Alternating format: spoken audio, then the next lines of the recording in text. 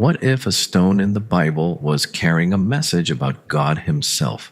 Because the prophet Zechariah saw something incredibly strange, a stone with 7 eyes.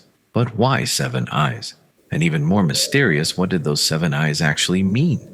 To understand it, we have to enter a vision given to Zechariah after Jerusalem had suffered devastation. God was showing His people that their story was not over. Then Zechariah receives a vision involving Joshua, the high priest. Joshua stands accused, wearing filthy garments that represent the shame of sin. But God does something astonishing. He removes the filthy garments. Then God speaks about something called the branch. And then comes the mysterious stone. Zechariah records God's words. I have set before Joshua a stone. And then the detail that makes this vision unforgettable appears. God says, there are 7 eyes on that one stone. Now here is where the mystery gets deeper. The Bible gives us another clue just 1 chapter later. Zechariah sees 7 lamps and 7 eyes of the Lord. And Scripture says those eyes range through the whole earth. That changes how we should understand the 7 eyes.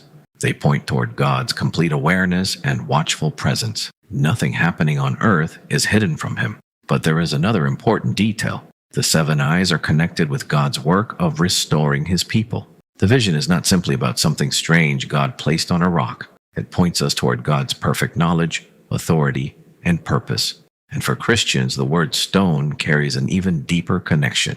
The New Testament repeatedly uses stone imagery when speaking about Christ. But we should be careful not to claim that Zechariah explicitly says, this stone is Jesus.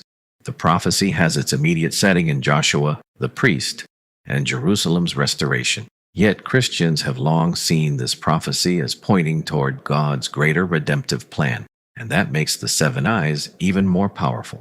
God sees what His people cannot see. He sees the beginning when we can only see the middle. He sees the ending when we are still asking, what happens next? That is why the 7 eyes are not a picture of God being surprised by history. They are a picture of God watching, knowing, and accomplishing His purpose. And notice what comes after the stone in Zechariah's vision. God promises, I will remove the iniquity of this land in a single day. So the stone is surrounded by a message of cleansing, restoration, and hope. The 7 eyes remind us that God's attention never wanders. When His people felt forgotten, God was showing them that He still saw them.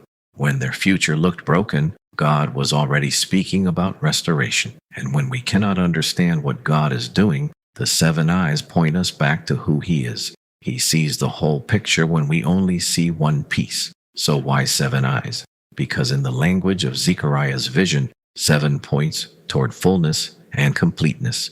The 7 eyes point to the God who sees completely, knows completely, and never abandons His purpose. And perhaps the question is no longer, why did God put 7 eyes on the stone? But do you trust the God who sees what you cannot?